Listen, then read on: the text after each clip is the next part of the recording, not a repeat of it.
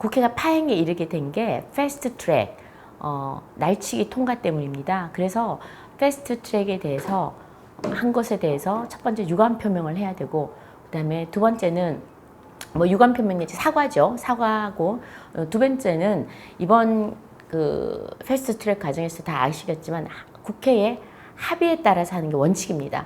그런데 그 합의 정신이 완전히 무시되고 야당이 제1야당인 한국당이 패싱이 된 거가 문제였어요. 그래서 합의 처리를 한다. 모든 그 이번 패스트트랙에 올라온 두 법안에 대해서 합의 처리를 한다. 이 두 가지만 지켜지면 바로 정상화가 됩니다. 그런데 민주당에서 이 두 가지에 대해서는 지금 전혀 안 하겠다는 입장이에요. 그래서 지금 협상 과정이 길어지고 있었고, 계속 협상하면서 이제 거의 근접해 갔는데, 또 민주당이 그 부분에 대해서는 또 강경파들이 득세하면서 좀 당 내에서 그건 안 된다 이래가지고 지금 좀 협상이 결렬된 상태입니다. 추경만 하면은 경제를 살릴 수 있다라고 얘기를 하고 있습니다.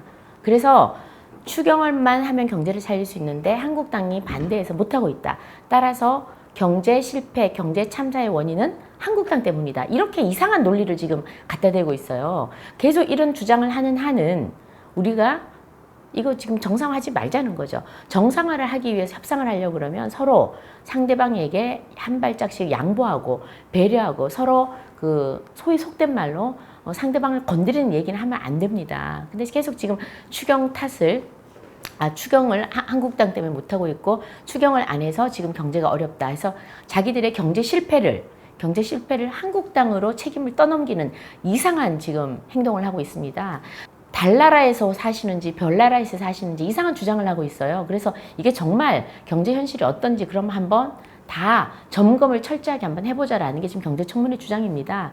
그래서 지금 민주당에서는 왜 갑자기 경제청문회를 또 조건으로 걸고 나와서 이 정상화를 방해하느냐 이러는데 그게 아니고요.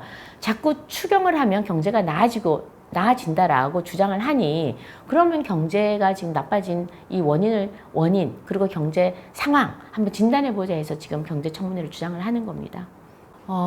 글쎄요. 사실 홍문종 의원님 전 사무총장까지 하셨는데 저거 뭐 개인적으로는 대선배 의원 되시고 또 각별히 또 많은 이야기도 나눈 관계여서 참 말하기가 거북합니다만 아마 개인적 뭔가 정치적 판단을 하신 것 같아요. 근데 개인적 정치 판단을 했는데 당 내에서는 전혀 호응을 좀 못 얻고 있습니다. 그래서 저는 추가 탈당은 없을 거라고 봅니다. 주변 의원님들은 당연히 굉장히 비판적이고요. 대부분 다 비판적인데 다만 이게 동료 의원이기 때문에 명시적으로 소위 말하는 언론의 어떤 비판의 목소리를 내기가 상당히 힘들죠. 그리고 또 특히나 그런 비판의 목소리가 혹시 당내 갈등으로 비춰질까봐 다들 좀 침묵을 하고 계시는 것 같고요. 그 다음에 가장 탈당 1호다라고 얘기했던 게 누굽니까? 바로 김진태 의원님이셨잖아요. 근데 김진태 의원님도 공개적으로 그런 방법은 나와는 내가 갈 길은 아니다라고 이제 말씀을 하신 걸로 알고 있습니다. 그리고 여러 의원님들이 좀 추가 탈당 없다라는 말씀을 많이 하셨던 것 같아요. 제 개인적으로는 찻잔 속에 태풍이 되지 않을까 싶거든요. 그러니까 예전에 친박 연대하고는 완전히 다릅니다. 친박 연대는 그때 박근혜라는 당 대표 또 전 대통령 구심점이 있었어요. 구심점이 있는 리더십이 있는 상황 속에서 또는 그분의 소위 말하면 그 당시에는 이름이 먹혔던 소위 박근혜 파리가 됐었던 시대라고 저는 생각을 합니다. 근데 지금은 완전히 다르죠.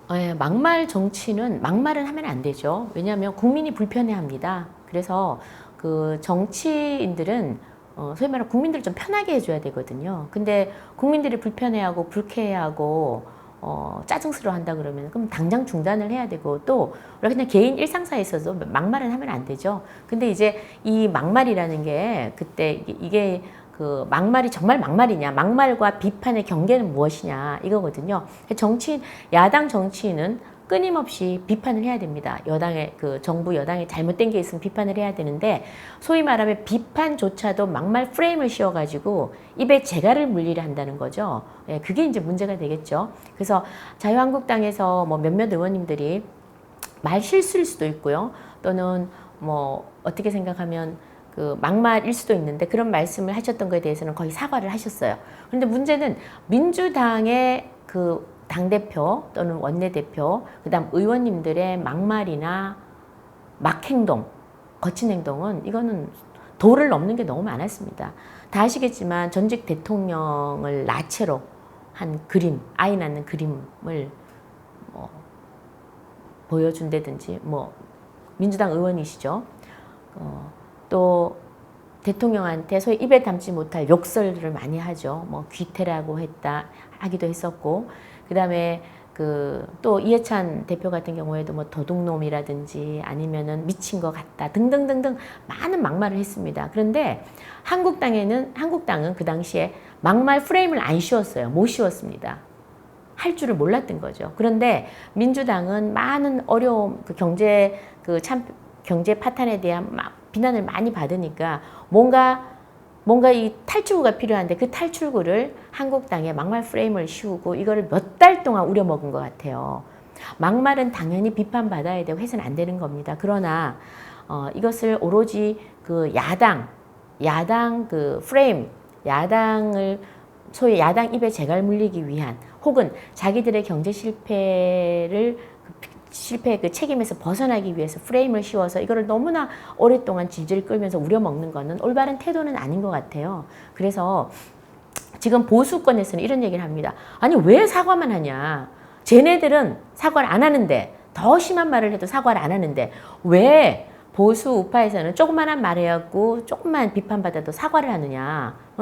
그렇게 말씀하시는 분도 상당수 있습니다. 그래서 소위 말하면 이제 황교안 대표가 막말에 대해서 사과하고 말을 조심하라, 심사 일언하라, 또는 삼사 일언하라 이런 얘기를 하니까 보수 우파에서요 황교안 대표님 비판하시는 분이 좀 생겨났습니다. 그 일로 인해서. 근데 저는 이제 결론을 내자면 비판은 극렬하게 하되 그러나 막말을 해서는 안 된다. 그런 생각을 합니다. 이것은 여야 모든 정치인에게 해당된다. 그렇게 말씀드리고 싶습니다.